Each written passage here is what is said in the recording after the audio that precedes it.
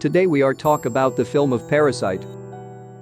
저희 할아버지께서 이걸 꼭 Parasite was theatrically released in South Korea by CJ Entertainment on 30 May 2019. 많은 재물은과 네가 내 대신 얘 과외 선생님 좀 해줘라 영어.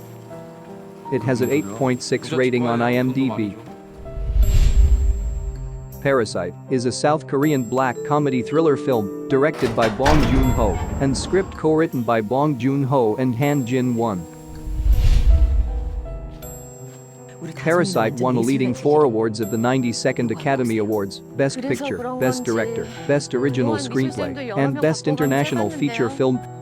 제가 사람 하나가 휙 하고 떠올랐는데 The film has grossed over $258 million worldwide on a $15.5 million budget.